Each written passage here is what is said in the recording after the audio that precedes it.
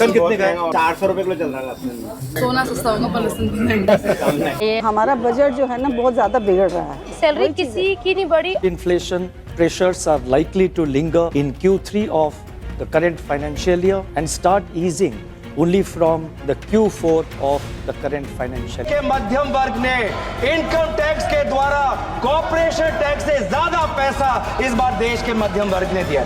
टमाटर 100 रुपए किलो, प्याज 80 रुपए किलो, लहसुन जिसकी चटनी बनाकर खाते हैं अब 400 रुपए किलो में चटनी नसीब होगी, और गोभी जो कोई मन से खाता भी नहीं है 60 रुपए किलो में बिक रही है।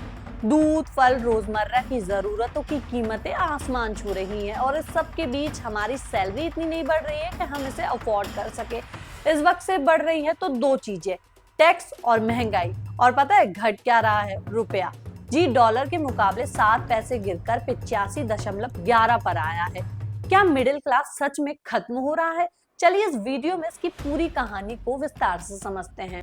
दोस्तों, इस साल की फूड इन्फ्लेशन 11% तक पहुंच चुकी है। मतलब खाने पीने की चीजें इतनी महंगी हो गई हैं कि एफडी पर जो रिटर्न मिलता है उससे ज्यादा तेजी से महंगाई बढ़ रही है। सोचिए, जो चीजें हर घर की जरूरत है उन पर इतनी महंगाई क्यों है? सरकार का कहना है कि मानसून खराब रहा, लेकिन क्या ये अकेली वजह है? मिडिल क्लास पर महंगाई का सिर्फ एक पहलू नहीं है, हर जरूरी चीज पर टैक्स का भी दबाव है। सैलरी पर 30% इनकम टैक्स, फिर हर चीज पर 18 से 20% जीएसटी, और बचत करने की कोशिश करें तो वहां भी टैक्स। सैलरी आदमी की हालत ये है कि सैलरी कब आती है और कहां चली जाती है इसका किसी को कोई पता नहीं चलता। आप सोचिए, आप अपनी मेहनत की कमाई से क्या बचा पा रहे हैं? के दूध पे टैक्स लगाते हो, आटा दाल चावल पे टैक्स लगाते हो, हिंदुस्तान के गरीब आदमी का खून चूसने का काम करते हो। यह सरकार किसके लिए चल रही है? बच्चों के दूध और आटा चावल पर भी टैक्स है। क्या ये सिस्टम मिडिल क्लास के साथ इंसाफ कर रहा है?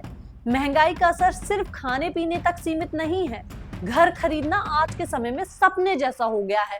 मिड साइज की कार पर 43% टैक्स लगता है। जो पैसा बचाना चाहे वे भी सरकार को हिस्सा चाहिए। आपको लगता होगा ये सब सिर्फ आप फेस कर रहे हैं, लेकिन सच ये है कि पूरे देश का मिडिल क्लास आज इसी दबाव में जी रहा है।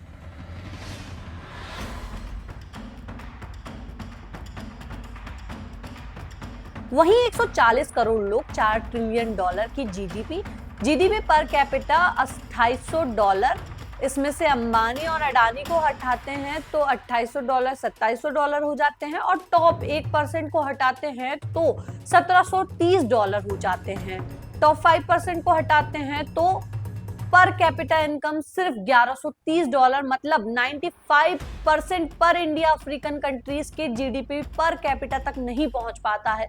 अब सवाल ये है कि क्या हमारी अर्थव्यवस्था सही मायनों में 140 करोड़ लोगों के लिए काम कर रही है, या सिर्फ कुछ गिने चुने लोगों के लिए है? रुपया की बात करें तो रुपया 23 दिसंबर को अपने रिकॉर्ड ऑल टाइम लो पर पहुंचा। अमेरिकी डॉलर के मुकाबले 7 पैसे की गिरावट देखने को मिली है। दोस्तों, महंगाई सिर्फ एक नंबर नहीं है, ये हमारी लाइफस्टाइल, हमारे सपनों और हमारी खुशियों को प्रभावित कर रही है। मिडिल क्लास जो इस देश में रीढ़ है, आज सबसे ज्यादा दबाव में है। क्या सरकार को इसे सुधारने के लिए कोई कदम उठाना चाहिए? आपकी क्या राय है? हमें कमेंट सेक्शन में जरूर बताइए। ऐसी ही और भी वीडियोस के लिए खुशी की रिपोर्ट को सब्सक्राइब करें। वीडियो अच्छी लगे